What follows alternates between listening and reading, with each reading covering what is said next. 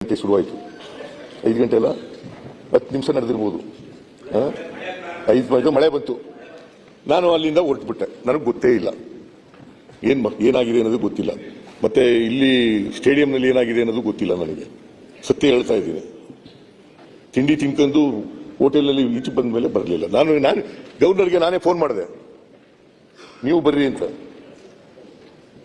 ರಾಜ್ಯಪಾಲರಿಗೆ ನಾನೇ ಫೋನ್ ಮಾಡಿ ಹೇಳಿದೆ, ಬರ್ರಿ ನೀವು ನಾವು ಅಂತ ಹೇಳ್ತೀವಿ. ನಾನು, ಗವರ್ನರು, ಡೆಪ್ಟಿ ಚೀಫ್ ಮಿನಿಸ್ಟರು, ಗೃಹ ಮಂತ್ರಿಗಳು, ಇನ್ನೂ ಕೆಲವು ಮಂತ್ರಿಗಳೆಲ್ಲ ಇದ್ರು.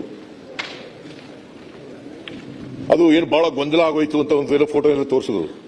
ನಿಜ, ಈ ಉನ್ಮಾದ ಇದೆಯಲ್ಲ, ಸಮೂಹ ಸನ್ನಿ ಇದೆಯಲ್ಲ, ಇದರಲ್ಲಿ ಅನೇಕ ಸಾರಿ ಇವರು ಫೋನ್ ತಗೊಂಡು ಹೇಳಿದ್ರು ಡಿ ಕೆ ಶಿವಕುಮಾರ್. ಆದ್ರೆ ಜನ ಕೇಳೋ ಪರಿಸ್ಥಿತಿಯಲ್ಲಿ ಇರಲಿಲ್ಲ ಅವತ್ತು. ಅಸೆಂಬ್ಲಿಯಲ್ಲಿ ಕೇಳುದಿಲ್ಲ ಅವರು. ಅಸೆಂಬ್ಲಿಯಲ್ಲಿ ಇವ್ರು ಕೇಳುದಿಲ್ಲ. ನೀವು ಪಾಪ ನೀವು ಎಷ್ಟೊಂದು ನಿಮ್ ಗಂಟಲೆಲ್ಲ ಶೋಷಣೆ ಮಾಡ್ಕೊತೀರಿ, ಕೇಳೋದೇ ಇಲ್ಲ ಯಾರು.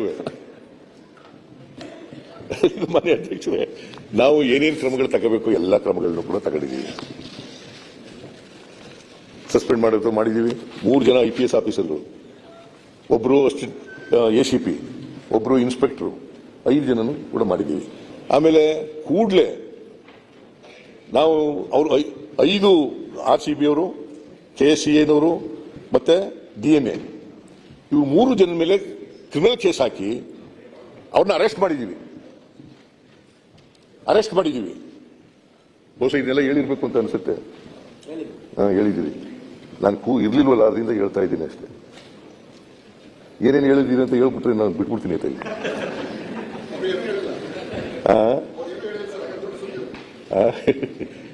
ಅದರಿಂದ ಮಾನ್ಯ ಅಧ್ಯಕ್ಷರೇ, ನಾವು ಏನೇನು ಕ್ರಮಗಳು ತಗೋಬೇಕು ಕಾನೂನು ರೀತಿಯ, ಯಾಕಂತಂದ್ರೆ ನ್ಯಾಯ ಒದಗಿಸ್ಬೇಕು. ಈಗ ತಪ್ಪಾಯಿತು ಅಂತಕ್ಕಂಥದ್ದು ಅದರಿಂದ ಪರಿಹಾರ ಸಿಗಲ್ಲ, ಅವರಿಗೆ ನ್ಯಾಯ ಸಿಗಲ್ಲ.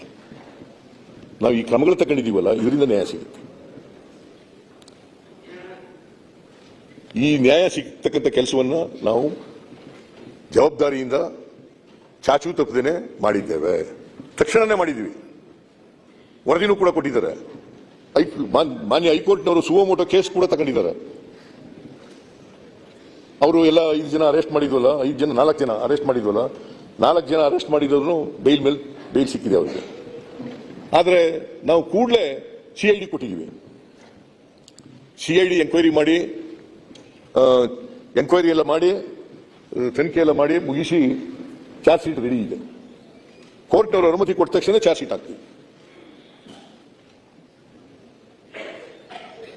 ಆದ್ರಿಂದ ಇವರು ಹೇಳುತ್ತಾರಲ್ಲ, ಸರ್ಕಾರ ಜವಾಬ್ದಾರಿ, ಸರ್ಕಾರ ಕಾರಣ, ಇದಕ್ಕೆ ಸಿದ್ದರಾಮಯ್ಯ ಕಾರಣ, DK ಶಿವಕುಮಾರ್ ಕಾರಣ, ಇವರೆಲ್ಲ ಗೃಹ ಮಂತ್ರಿಗಳು ಪರಮೇಶ್ವರ್ ಕಾರಣ, ಇವರೆಲ್ಲ ರಾಜೀನಾಮೆ ಕೊಡಬೇಕು ಅಂತ ಹೇಳ್ತಕ್ಕಂಥದ್ದು ಸರಿಯಲ್ಲ.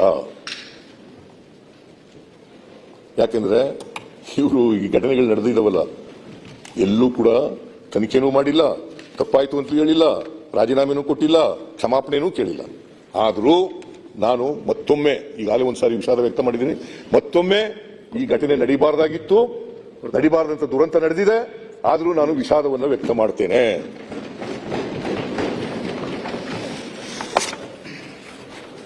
ಇಷ್ಟನ್ನು ಹೇಳಿ ತಾವು ಸಮಯ ಕೊಟ್ಟದಕ್ಕೆ ವಂದಿಸಿ ನನ್ನ ಮಾತುಗಳನ್ನು ಮುಗಿಸ್ತೇನೆ.